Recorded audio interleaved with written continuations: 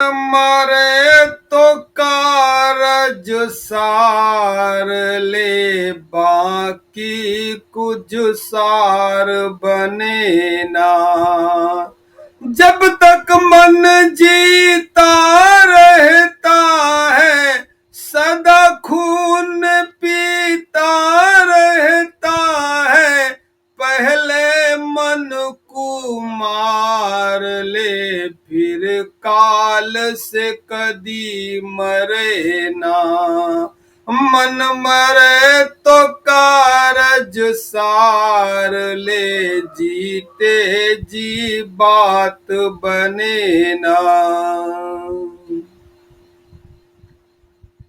जब तक मन जिंदा है, जब तक विचार जिंदे हैं। मन माने विचार, जब तक विचार जिंदा है, तब तक निर्विचार की ओर यात्रा हो ही नहीं सकती।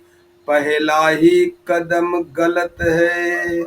सबसे पहले मन को बस में करना।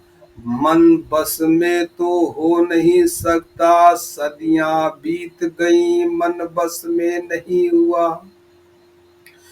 पूरा जीवन बीत जाता है, जप तप करते मन बस नहीं होता।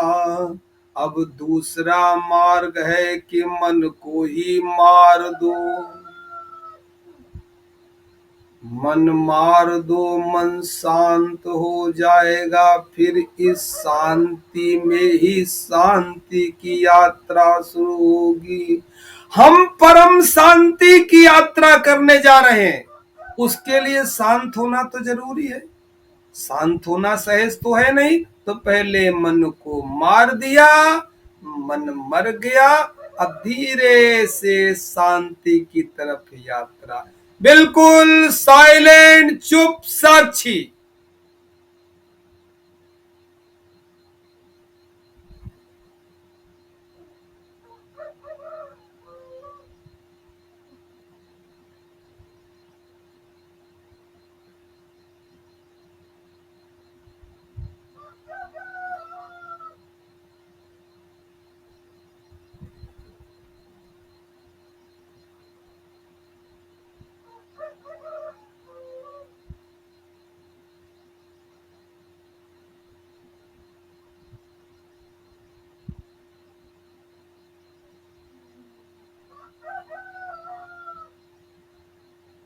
इतनी परिश्रम के साथ हम अपनी धर्म की यात्रा पर निकले हैं।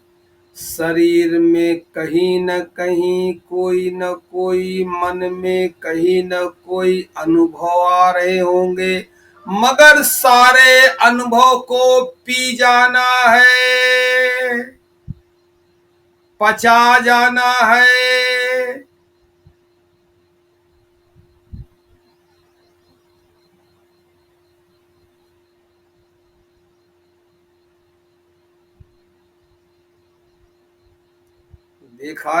देखा होगा ना कि गणेश जी का पेट कितना बड़ा है। अरे क्यों बड़ा है? इसीलिए बड़ा है, जितनी संसार की बातें सब वो पी जाते हैं, पचा जाते हैं। इसलिए अपना कोई भी अनुभव किसी को ना बताएं। कोई बताने की आवश्यकता नहीं है। अनुभव आपका, जानते आप हैं। सही गलत परिणाम आप लेंगे, आनंद सुख का आप लेंगे। किसी का अनुभव बताने और सुनने की आवश्यकता बिल्कुल नहीं है।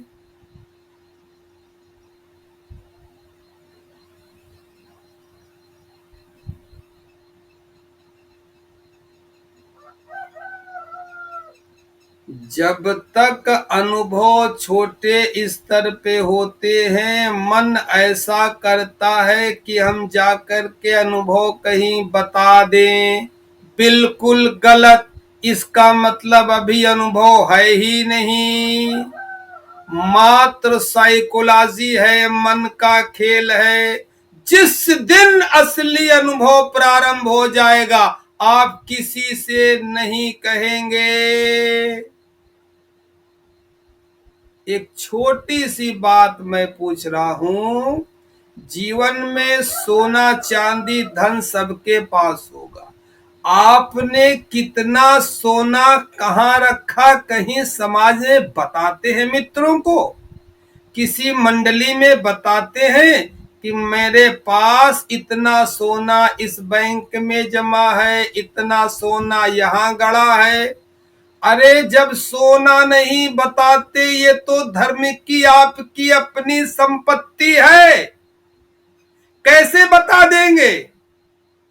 हाँ, बताते वही हैं जिनके पास सोना होता नहीं है, धन होता नहीं है, वो बताते हैं कि 4 लाख का हमारी कोठी यहाँ है, 3 लाख का प्लाट यहाँ पड़ा है, एक प्लाट खरीदने वाले हैं, इसका मतलब सब ढोल में पोल है। जिसके पास जितना अनुभव होता है वो उतना गंभीर होता है।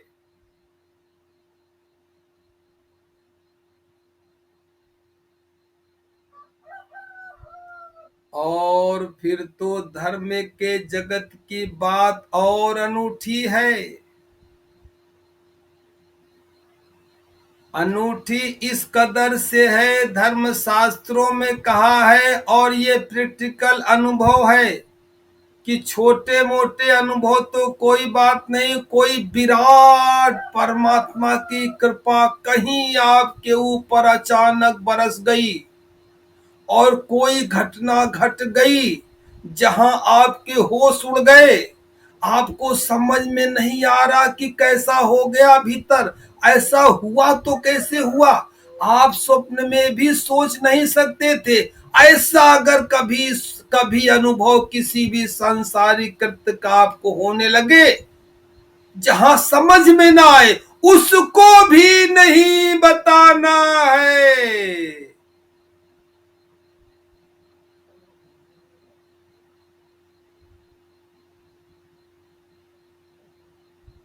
सांसारिक अनुभव का मतलब है, मान लिया आपका कोई बहुत गहरा मित्र था, उसने आपसे 5 लाख रुपया कभी 10-15 साल पहले लिया होगा, उसका शरीर पूरा हो गया, अब वो पैसा डूब गया। अब डूबने के बाद अचानक आपके पास फोन आता है, सारा संबंध टूट गया। अचानक फोन आता है आपके पास उसके बेटे का कि अंकल जी आप कहाँ हैं, बड़ी मुश्किल से आपका फोन नंबर मिला है, आज पिताजी की डायरी मिले, उसमें देखा कि आपका 5 लाख रुपया है, हम आपको देने आ रहे हैं। बस अब आपके होश उड़ जाएंगे। अब लगाते रहिए बुद्धि, लगाते रहिए बुद्धि। इंसान की बुद्धि कितनी है कि ऐसा क्यों हुआ, कहां से आया, कैसे हुआ, कैसे मन में उसके आया कि उधार वापस कर दे, उसने क्या सोचा, कुछ भी लगा लीजिए, बुद्धि की क्षमता कितनी है, फेल हो जाएगी और आपके होश उड़ जाएंगे। जो सपने में सोचा ना हो वो हो गया, अरे सोच ही नहीं सकते, उसी को तो परमात्मा की कृपा कहते हैं। अब किसी को बता भी नहीं सकते कि ऐसा हुआ है। और अगर एक बार शास्त्रों ने कहा है और अनुभव सिद्ध बात है कि आपने अपने धर्म के धार्मिक अनुभव की चर्चा यदि किसी के सामने कर दिया तो आपकी साधना 6 महीने बैक मार जाएगी। 6 महीने के लिए बैक गियर मार जाएगी साधना, वो अनुभव समाप्त हो जाएंगे। उस अनुभव में, उस स्थिति में लाने के लिए 6 महीने की तपस्या फिर आगे करनी पड़ेगी। इसीलिए कहा गया है कि धर्म के उच्चतम शिखर के अनुभव की चर्चा जन सामान्य के सामने नहीं करनी चाहिए। यदि बहुत जरूरी हो, मन बिल्कुल खुशी से पागल हो रहा हो, बेचैन हो रहा हो, किसी से कहने का दिल कर रहा हो कि मेरे साथ ऐसा हुआ तो कैसे हुआ, तो केवल 3 लोगों को के सामने कहने की आपको अनुमति प्रदान की गई है। एक अपना गुरु, जिसे आप गुरु मानते हैं। दूसरा पीपल का वृक्ष, कभी पीपल के वृक्ष के पास चले जाइए, उससे वार्तालाप करके सारी बातें कह दीजिए, वो आपकी बात को सुन लेगा और जवाब भी देगा। जवाब पकड़ने की क्षमता होनी चाहिए, संवेदनाओं को महसूस करने की क्षमता होनी चाहिए, जो धीरे धीरे ध्यान करते करते आने लगती है। और तीसरा है गंगा जी। कभी एकांत में किसी तीर्थ स्थान पे गंगा के किनारे एकांत बैठ जाइए और जो भी आपको अपने आंतरिक ध्यान के अनुभव की चर्चा करनी है, गंगा जी से वार्तालाप करते रहिए। बस 3 जगह छूट दी गई है।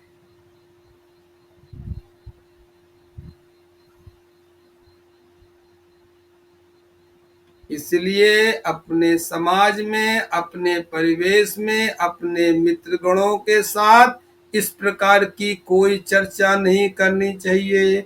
मैं कहता हूं कि अपने संगी साथी गुरु भाई के साथ भी नहीं करनी चाहिए, क्योंकि दोनों के संस्कार अलग हैं, दोनों की मना स्थिति अलग है, दोनों का अंतःकरण अलग है, दोनों के अलग अलग अनुभव होंगे। आपके अनुभव से उसकी साइकोलॉजी बन जाएगी, उसके अनुभव से आपकी साइकोलॉजी बन जाएगी। इसलिए खेल ही खत्म करिए। संसार में जैसे कमाए हुए धन को सुरक्षित रखते हैं, चुपचाप किसी को नहीं बताते हैं, इसी तरह ध्यान की कमाई हुई पूंजी जिसे अनुभव करते हैं, कहीं चर्चा नहीं करनी है।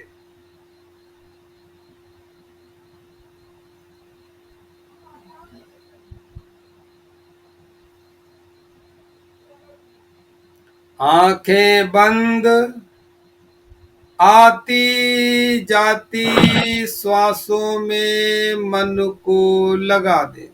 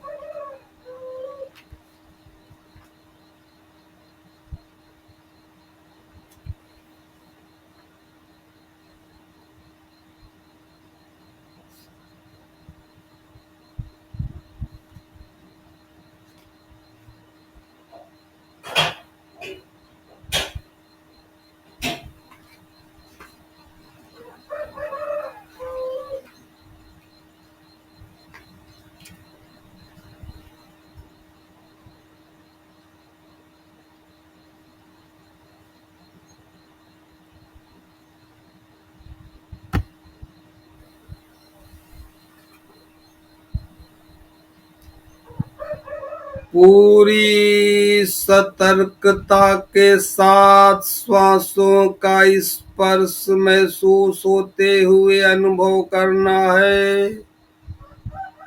जब श्वास लेते हैं तो नाभि से श्वास ले रहे और श्वास ऊपर भर रही रीढ़ की हड्डी की ओर। जब निकालते हैं तो रीढ़ की हड्डी में ऊपर से नीचे नाभि की ओर आती है। पूरी श्वास की संवेदनाएं महसूस करें। ये रही जाती श्वास, ये रही आती श्वास। जितना श्वास के साथ हैं उतना आप परम चेतना के साथ हैं और उतने आप वर्तमान में हैं।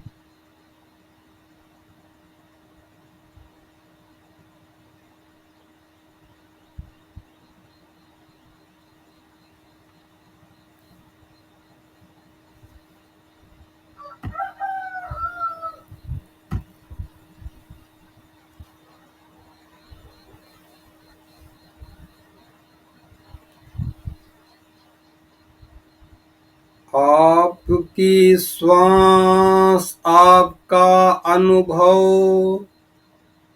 भीतर रीढ़ की हड्डी में श्वास के द्वारा लगातार रगड़ होनी चाहिए। जितनी श्वास की रगड़ रीढ़ की हड्डी में होगी उतने चक्रों के ताले खुलेंगे, चक्र अपना परिणाम देना शुरू करेंगे। वही अनंत की तिजोरी है, वहीं सब भरा पड़ा है, वहीं से निकलेगा, मगर निकलेगा श्रद्धा के साथ। एक बात और ध्यान रखिएगा, सारी की सारी प्रक्रिया यदि आप क्रियाकांड मान करके करते हैं, केवल कर्म मान करके करते हैं तो कुछ अनुभव नहीं होगा। कर तो रहे हैं, क्रिया तो कर रहे हैं, मगर इस पर श्रद्धा नहीं है, विश्वास नहीं है, समर्पण नहीं है, तो भी अनुभव से वंचित रह जाएंगे। क्रिया क्रिया हो करके चली जाएगी। नहीं, हमें क्रिया भी करनी है और परम पर श्रद्धा भी रखनी है, समर्पण भी करना है कि हे प्रभु तेरे अलावा कुछ नहीं, तू जान तेरी माया जाने। इसीलिए कहा गया है कि जब ज्ञानी भक्त हो जाता है तो वो पूर्ण हो जाता है। ऐसे तो संसार में ज्ञानी अलग होते हैं, भक्त अलग होते हैं, मगर जब तक ज्ञानी ध्यानी भक्त न हुआ तब तक अनुभव से वंचित रह जाएगा, क्रिया केवल करता रहेगा जीवन भर। इसलिए क्रियाओं के साथ साथ हमको भाव में भी बहना है। एक लौ लगी रहे अपने इष्ट के प्रति या अनंत के प्रति।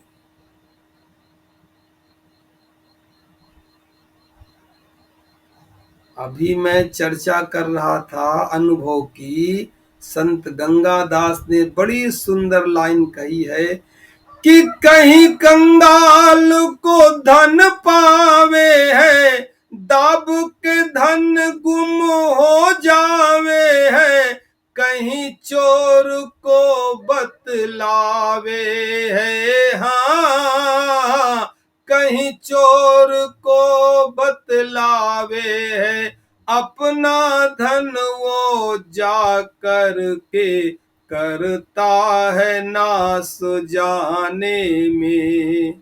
मर गए हजारों गा गा के, क्या होता है गाने से। मतलब किसी कंगाल आदमी को, किसी गरीब आदमी को अगर धन संपत्ति अचानक अटूट मिल जाती है तो वो उसको जमीन में कहीं गाड़ करके चुप हो जाता है, किसी को बतलाता नहीं है, और अगर बतला देता है तो वो भी चला जाता है, वो भी चोरी हो जाता है। इसलिए अपने धर्म के गुप्त अनुभव को किसी को नहीं बताना है। अरे क्या बताना किसी को, आपका जीवन, आपकी चेतना, आपका परमात्मा, आपका अनुभव, आपका आनंद, क्या लेना देना दूसरे से। यहां तो द्वैत है ही नहीं, सारा अद्वैत है। स्वयं में आनंद लीजिए।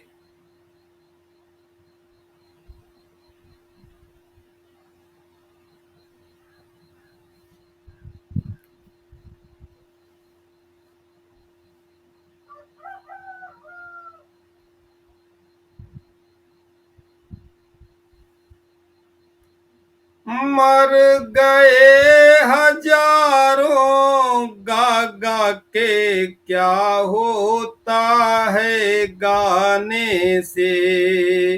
बातों से तमनास न होता, ज्योति बिन प्रकाश न होता, जब तक कुछ विश्वास न होता, हाँ जब तक कुछ विश्वास न होता। राजी रहो बात सुना करके, ना समझ को समझाने में। मर गए हजारों गा गा के, क्या होता है गाने से। रोटी रोज गीत गाने से, पेट न भरता बिन खाने से, बिना समझ को समझाने से, हाँ बिना समझ को समझाने से। बस पेट भरो बहका करके, ये मजा है बहकाने में। मर गए हजारों गा गा के, क्या होता है गाने से। कुछ नहीं गाना है, आप अपने अनुभव दूसरे को बताएंगे, वो बेचैन हो जाएगा, वो भी जबरदस्ती साइकोलॉजी में अनुभव करने लगेगा, वो भी बहक जाएगा, आप भी बहक जाएंगे। कुछ नहीं बताना है, अपने अनुभवों को पी जाना है।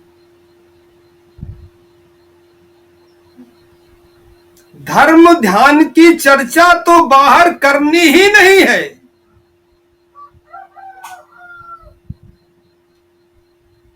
ज्यादा से ज्यादा करनी है, जो परिजन है, पत्नी है, भाई है, बंधु है, सखा है, इनसे कहते हैं भैया ध्यान कर लिया करो, बहुत सुंदर, बहुत आनंद आना है, मन शांत हो जाता है, अच्छा लगता है, दिन अच्छा हो जाता है। ऊपर ऊपर की बातें तो जो सामान्य है ये की जा सकती है, प्रेरणा के स्रोत की जा सकती है, क्योंकि एक समय आने पे अगर दूसरा व्यक्ति भी आपके द्वारा ध्यान करने लगा, उसके अंतरात्मा में शांति महसूस होने लगी, तो आप चाहे न चाहे उसके मन से ऐसे भाव निकलेंगे कि वो भाव ही आपका कल्याण कर देंगे, चूंकि आपके द्वारा उसे सतमार्ग मिला।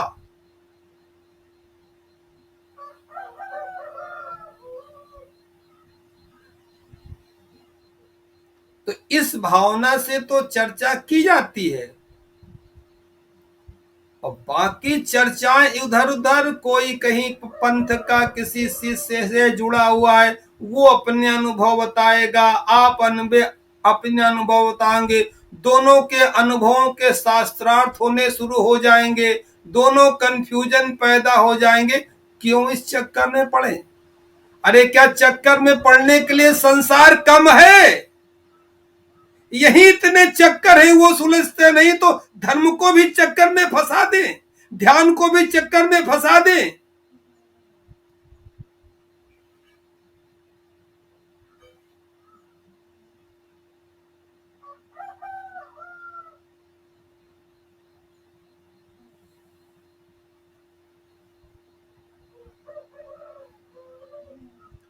दूसरे का अनुभव आपके काम नहीं आएगा।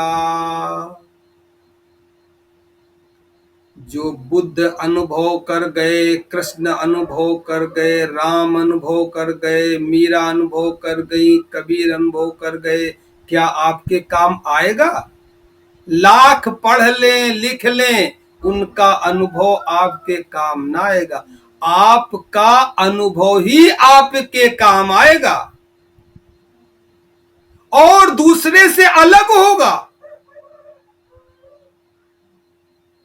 अगर सेम सबके अनुभव हो रहे हैं, इसका मतलब गहरी साइकोलॉजी से भरा हुआ मन है, अनकॉन्शियस माइंड में कहीं पढ़ रखा है, सुन रखा है, इसलिए ऐसे अनुभव से गुजर रहे हैं। ये भी असली अनुभव नहीं है। कभी न कभी कहीं सुन लिया होगा, कहीं पुस्तकों में पढ़ लिया होगा, प्रवचनों में, कहानियों में, किस्सों में, वो अनकॉन्शियस माइंड में भर गया, और जब आप शांत हुए तो वही निकल करके अनुभव आने लगे। ये असली अनुभव नहीं है। असली अनुभव तो उसे कहते हैं जो ना कहीं सुने हो, ना कहीं पढ़े हो, फिर भी हो रहे हो। तभी तो होश उड़ेंगे कि ये हो क्या रहा, और जब होश उड़ जाए समझ लो अब परमात्मा की कृपा बरसने लगी। अब उस आनंद में डोलिए, झूमिए, मस्त से आनंद लीजिए।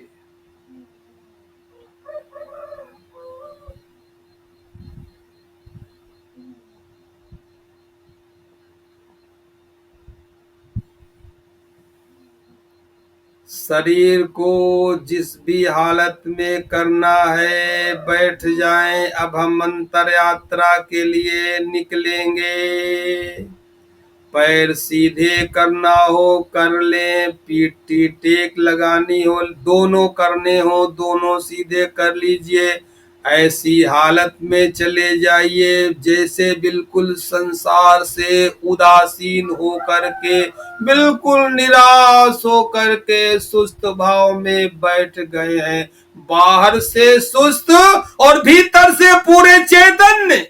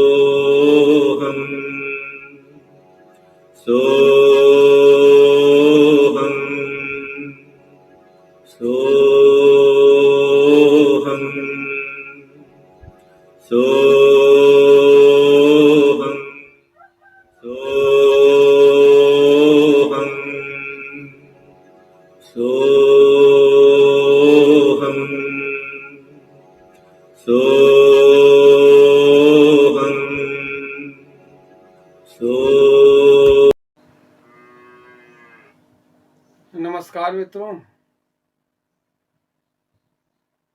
ध्यान से जुड़े सभी मित्रों के लिए एक सुनहरा अवसर है।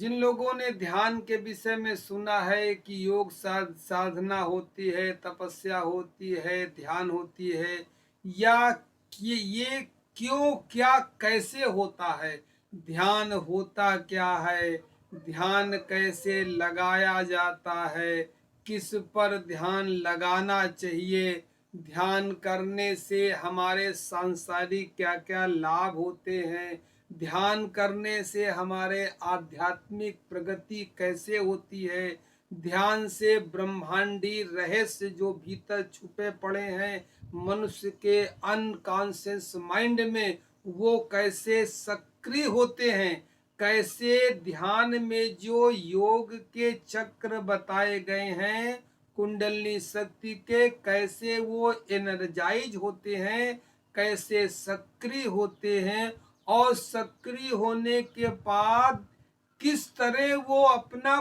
परिणाम समाज में, सांसारिक जीवन में देते हैं। हमारे जो कुंडलिनी के षड चक्र हैं, ये जब जगते हैं तो संसार में भी लाभ देते हैं और संसार के पार भी लाभ देते हैं। शास्त्रों में एक बात कही गई है कि जो देवता मोक्ष देते हैं वो भोग नहीं देते, और जो भोग देते हैं वो मोक्ष नहीं देते। मगर अध्यात्म के अंतर्गत, धर्म के अंतर्गत कुंडलिनी साधना एक ऐसी साधना है जो भोग और मोक्ष दोनों एक साथ प्रदान करती है। तो कैसे धर्म का रास्ता पकड़ करके अपने सांसारिक जीवन और आध्यात्मिक जीवन को हम दोनों को सुखी कर लें, दोनों का बैलेंस बना लें, इसके लिए जो कुछ अभ्यास किया जाता है उसे ध्यान योग साधना कहते हैं। तो ध्यान योग साधना करने के लिए अगर आप इच्छुक हैं तो मेरे मोबाइल नंबर से संपर्क कर सकते हैं। मेरा मोबाइल नंबर है 9897727441। नए मित्रों का तो स्वागत है ही जो ध्यान की ABCD नहीं जानते हैं, इसके साथ में उन मित्रों का भी स्वागत है। जैसे इस समय दुनिया के अंदर ओशो देशना जो है बड़े ऊंचे स्तर से फैल रही है। ध्यान की समस्त विधियां जो हैं ओशो देशना के अंतर्गत सिखाई जाती हैं। तो जो मेरे ओशो प्रेमी हैं, ओशो सन्यासी हैं, वो केवल जब शिविरों में जाते हैं तो ध्यान साधना करते हैं, और घर में आने के बाद ध्यान साधना कुछ इस प्रकार की होती है कि घर में उस प्रकार की साधना करना संभव नहीं है जैसा वो शिविरों में करते हैं। तो जब शिविरों में गए तो साधना की, घर आए तो साधनाएं बंद कर दी, या कुछ मित्रों ने अपने यहाँ सिस्टम बना रखा है, वो अति उत्तम है। तो जिन मित्रों के पास घर में कोई ध्यान साधना करने के लिए व्यवस्था नहीं है, उनको बहुत सुंदर अवसर है। मैंने एक ऐसा माहौल क्रिएट किया है, ऐसे एक मित्रों का ग्रुप तैयार किया है जिसमें हम लोग बैठ कर के घर में ही ध्यान साधना के विभिन्न प्रकार के प्रयोग करते रहते हैं। जो आप शिविरों में करके आते हैं, आपने शिविरों में कर लिया, फिर अब घर में क्या करें। और ध्यान साधना तो इतना सामान्य बात है, जैसे शरीर की पुष्टि के लिए दैनिक भोजन चाहिए, इसी तरह आत्मा की पुष्टि और प्रफुल्लता के लिए दैनिक ध्यान चाहिए। ध्यान आत्मा का भोजन है। तो कैसे ध्यान अपने घर में रेगुलर करें, एक माहौल बन जाए, एक माहौल क्रिएट हो जाए जिस माहौल में 50-60 लोग बैठ करके आराम से साधनाएं करते रहें। ये माहौल भी हम तैयार करते हैं और आपके घर में ही करते हैं। आपको सिर्फ इतना करना है, मेरे मोबाइल नंबर 98977274 पर अपना नाम, अपना जिला, अपनी उम्र लिख के भेज देनी है। मैं आपको ग्रुप में जोड़ लूंगा। उस ग्रुप में दैनिक प्रातः ब्रह्म मुहूर्त में 5 बजे और रात्रि 8:30 बजे एक दिन में 2 बार उसी जो व्हाट्सएप का ग्रुप है उसमें एक गूगल मीट का लिंक आ जाएगा। आपको लिंक से जुड़ जाना है। फिर 40-50 लोग बैठ कर के आराम से ध्यान करेंगे। ध्यान सीखना अलग है, अभ्यास करना अलग है, अनुभव में उतरना अलग है। तीनों का संयोग, तीनों का संगम आपको वहां मिलेगा। सीखने को भी मिलेगा, फिर सीखते हैं, अगर पहले से जानते हैं तो वहां करने को भी मिलेगा। और करने के बाद इसके बाद घंटे, 1.5 घंटे, 2 घंटे बैठ करके अभ्यास करने का भी मौका मिलेगा। इससे अच्छा क्या चाहिए। सामान्य तौर पे हमने देखा है जो लोग ध्यान की विधियां जानते भी हैं तो उनको ऐसा माहौल नहीं पैदा हो पाता है, या कुछ मित्र अकेले कर नहीं पाते हैं। उनके लिए बहुत सुंदर सुअवसर है। इसलिए आप जुड़ना चाहते हैं तो मेरे मोबाइल नंबर पे जुड़िए।